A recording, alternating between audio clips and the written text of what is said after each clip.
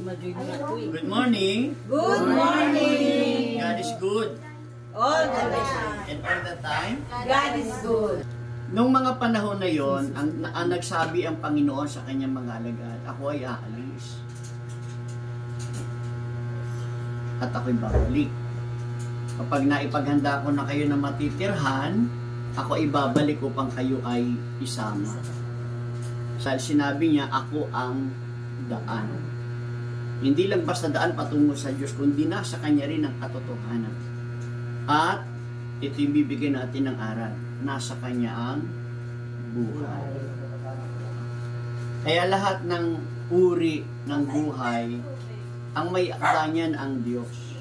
Dahil ang Diyos ang nagbibigay ng buhay. Yung halaman may buhay. Hayop, yung amo, kahit na yung bato, no? Yung bato lumalaki, no? May mga buhay na bato kung tawagin. Dahil sa ang Diyos natin ay buhay, siya yung may akda ng lahat ng buhay na ibinigay ng Diyos sa tao. Kaya makinig tayo, atin itong umpisahan. Ang pangunahing paksa natin sa Ebanghelyo ayon kay San Juan chapter 14 verse 1 to 6 ay ang pagpapalakas ng loob ni Jesus sa kanyang mga alagad at ang kanilang pagpapahayag ng kanilang sarili bilang tanging paraan patungo sa Ama. Narito ang mga pangunahing punto na ating pag-aaralan. Una, pagpapalakas ng loob kay Jesus. Pakiulit po. Pagpapalakas ng loob kay Jesus. An encouragement in Jesus. Ang Panginoong Hesukristo, siya mismo yung nagpapalakas sa mga tao, sa kanilang kalooban. Hinikayat ni Jesus ang kanyang mga alagad na huwag mag-alala. Manalig sila sa Panginoon. Tulad ng kanyang sinasabi na pananampalataya. Pag sinabing ako ang daan, walang makakarating sa Ama kundi sa pamamagitan niya. Yun nga lang ay kinakailangang maniwala tayo na si Jesucristo lamang talaga ang tanging pamamaraan ng pagtungo sa ating Amang nasa langit. Tignan niyo po, paano nga ba pinapalakas ng Panginoong Jesucristo yung mga taong lupaypay? Yung mga taong nangihina, yung mga taong araw-araw hinahagilap kung paano mabuhay, may mga problema, may mga sakit. Paano ito pinalalakas ng Panginoon? Sabi dito sa Mateo chapter 6 verse 25, sulat niyo kung meron kayong may susulat. Tandaan niyo po ito, Mateo chapter 6 verse 25 hanggang 34. Kasi sinasabi ko sa inyo, huwag kayong mabalisa tungkol sa inyong kakainin at sa inyong inumin upang kayo mabuhay o kaya tungkol sa susuotin ng inyong katawan. Hindi ba't ang buhay ay higit na mahalaga kaysa sa pagkain at ang katawan kaysa damit? Masdan ninyo ang mga ibon. Hindi sila nagtatanim ni umaaniman o kaya'y nagtitipon sa kamalig. Ngunit, pinapakain sila ng inyong Amang nasa langit. Hindi ba tigit kayong mahalaga kaysa mga ibon? Amen? Amen. Ang mga ibon pala ay di naman nagtatanim. Pero pinapakain ng Diyos eh. Talagang binigyan niya ito ng diin sa kanyang mga alagad. Kung ang mga ibon na yan ay pinapakain, how much more kaya tayo? Tayo na mga may paniniwala talaga sa Diyos. At talagang tayo ay tinuturing na anak ng Diyos. Ang hindi niya pakainin, yung ibig sabihin doon.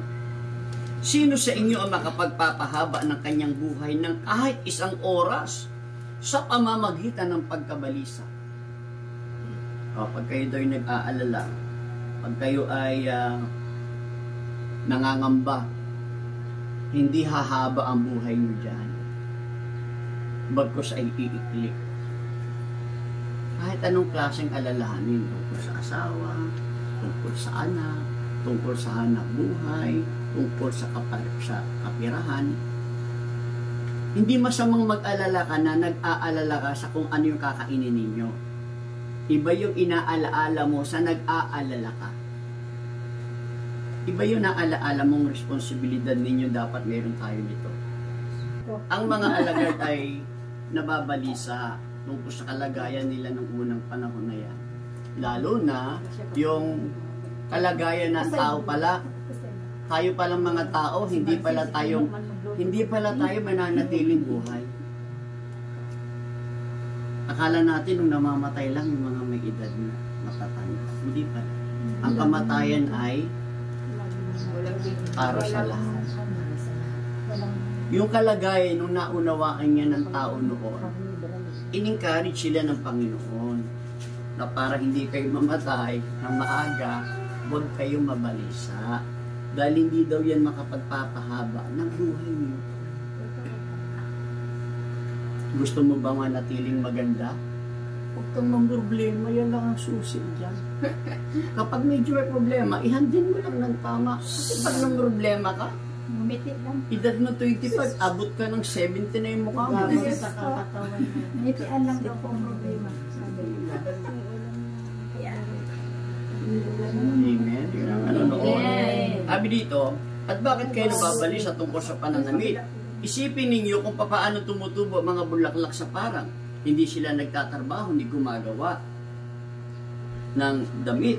Ngunit sinasabi ko sa inyo, kahit si Solomon, na sa kanyang karangyaan, pinakamayaman daw po si Solomon, hindi nakapagdamit ng kasing gaganda. Kung dinadamitan ng Diyos ang damo, sa parang nabuhay ngayon at kinabukasan iginagatong sa kalan. Tama nga naman, magagandang kahoy, mga halaman, pero kinabukasan ginagatong, ginagamit at pampalihab sa mga kahoy, ay dinadamta ng Diyos. Susunugin na lang yung mga halaman, inaalagaan pa ng Diyos.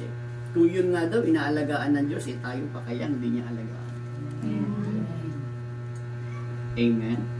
Kaya huwag kayong mag-alala na baka kayo kapusin sa pagkain, inumin o damit. Huwag mo daw yun ipag-alala. Pangkaraniwan na po na mangyayari yan. Kasi nasa lupa tayo. Kung mangyaring mawala ng bigas, wala pa yung asawa mo, wala ka ng panggastos, huwag mo ikabalisa yun. Manali ka sa Diyos, gawin mo yung pamamaraan at diskarte mo sa buhay na pwede mong gawin mo. Na mayroong kang paniniwala sa Diyos. Amen? Hindi ba't ang mga hintil ang nababahala tungkol sa mga bagay na ito? Alam na ng inyong Ama na nasa langit na kailangan ninyo ang lahat ng ito. Ngunit higit sa lahat ay bigyang halaga ninyo ang kaharian ng Diyos at ang pamumuhay ng ayon sa kanyang kalooban. At ibibigay niya sa inyo ang lahat ng bagay. Pagsumikapan daw natin na pagharian tayo ng Diyos.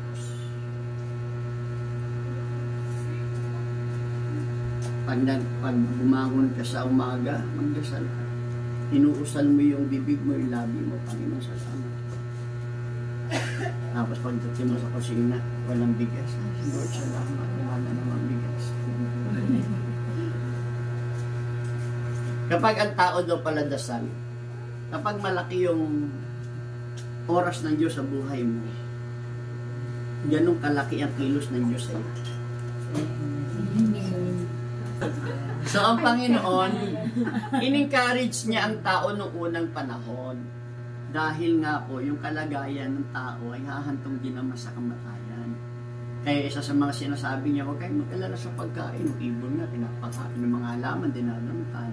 O sino makapagsasabi sa inyo sa gitna ng inyong kabalisahan, mag-e-extend pa ang buhay niyo? Sino ang makapagsasabi niyan? Wala. Dahil kapag nalungkot ka, pag nalungkot ka, iikli talaga ang buhay. So yun po, yun yung number 1 natin. Ang Panginoong Jesucristo, in-encourage niya ang kanyang mga alagad. Pangalawa, pangako ni Jesus na maghanda ng lugar sa langit. Pakiulit. Maghanda ng lugar sa langit. Yun na lang natandaan, no? Pangako ni Jesus na maghanda ng lugar sa langit. Jesus promised to prepare a place in heaven. Ipinahayag ni Jesus na siya ay pupunta sa tahanan ng kanyang Ama upang maghanda ng lugar para sa kanyang mga alagad, at babalik siya upang kunin sila upang makasama. Kasi sabi ng Panginoon, babalik ako para kunin kayo dahil may bahay na kayo doon. Yun ang sabi niya aalis ako at ipaghahanda ko kayo ng matitirhan. Wala nang doon, problema sa kuryente, sa tubig. Pag napaghanda ko na kayo, ako'y babalik. So, kayo pong lahat ay mamamatay. Yes. Ako sa totoo lang, hindi niyo pa ako lubusang kilala. Pero sa aking edad, ang dami ko po na-experience. Kaya ako nagpakatino. Una, mayroong Diyos na makagagawa nito sa katinuan ng isang tao. Pangalawa, naisip ko, mamamatay talaga tayong lahat Mamamatay tayo. Yung ganitong katinuan, ang Diyos lang may kakayahang gumawa nito. Ang Diyos lang. Ito po talagang katotohanan na. Tatingin po kayo sa akin. Noong unang panahon, ang tunay na disenyo ng katawan ng tao sa Eva at Adan ay buhay na walang hanggan. Ang katawan talaga nila, hindi yun mamamatay magpakailanman. Hindi walang pagkamatay yun. Kaya ang sabi ni Yahweh, kainin na ninyo ang lahat ng bungang kahoy maliban sa puno na yan. Huwag ninyong kakainin ng bunga niya. Dahil pag kayo kumain, mamamatay kayo. Binili ng Diyos yun kainin na ninyong lahat. Huwag lang ninyo, kung ano kasi pinagbabawal, kung ano kasi bawal, yun ang masarap. Bawal yung maalat, nakain pa rin. Bawal ng soft drinks. Bawal ng kolesterol, diluluto yan ng adobong baboy, yung nakalutang yung taba, tutusukin pa talaga. Sarap na sarap sa taba na di niya alam yung namumuro na kanyang kalusugan. So, kung ano kasi yung bawal yun talaga ang pilit na, kaya nga sabihin, huwag mo sabihin na. Sabihin yun. Totoo po yun. Huwag ka na sa atin na lang to Tapos yung sinabihan niya, huwag kang maingay sa atin na lang to Yung sinabihan din niya, huwag kang maingay sa atin.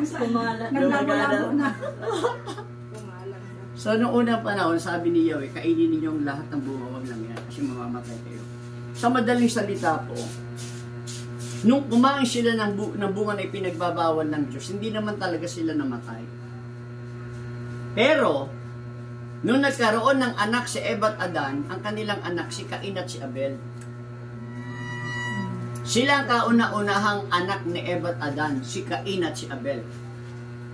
Minsan, itong si Cain, panganay, niyaya niya ang kanyang kapatid na si Abel na mamasyal sila. Pero, papatayin niya yun. Tayo niya yung kapatid niya. Kaya naman niya pinatay yun kasi inggit na inggit siya pag nagsusunog siya ng handog, yung usok ng sinusunog niya na handog sa Diyos. Kasi gano'n ang pagsamba sa Diyos noon. Yun na sinusunog niya, yung usok noon, dire-diretso sa langit. Si Cain naman mga hayop. Kaya sinusunog niya yung mga hayop bilang handog sa Diyos. Yung usok naman, hindi pa pataas, pa gano'n. Gumagano lang sa lupa, sabihin hindi tinatanggap ng Diyos na inggit doon si Cain. Kaya may satin, niyaya niya kanyang kapatid at doon niya pinatay. Ibig ko lang sabihin, kung ang Diyos pa ang may kontrol ng unang panahon, bakit namatay si Abel? Kasi nga, wala na sila sa poder ng Diyos. nilagay na sila sa labas, di ba? Pinalaya sila sa paraiso. Kasi yung lugar ng paraiso, magpasawalang hanggan, mananatili yun na buhay. Wala na doon ang katawan ng tao. Ang katawan ng tao, magpasawalang hanggan, hindi yan mamamatay magpakailanman. Nagkaroon lang yan nung sinuway nila si Yahweh ang Diyos. Kaya, mula noon hanggang ngayon, yan ang pinaka natitirang kamandag ng dyablo. Kaya kung unawain ninyo, lahat ng tao nakagat na tayo ng ahas. Sino yung ahas noon? Ang dyablo na nasa puno. Niloko nila si Eva at Adan o si Eva na nadaya ng ahas. Kaya yung kamandag na tumuklaw kay Eva ay pumunta din kay Adan at nagpatuloy sa kanilang mga anak. Hanggang ngayon, umabot hanggang sa atin. Bakit ko sinasabing umabot hanggang sa atin? Kasi namamatay na rin tayo. Ngayon, ito yung dito ko ito tatapusin. Dahil magmamahal na araw ng mga patay, hindas. Nung si Kristo'y nagkatawan tao, ano yung bagay na nawala sa tao? Buhay na walang hanggan. Paano ibabalik ni Kristo yon? Kinakailangan magkatawan tao siya.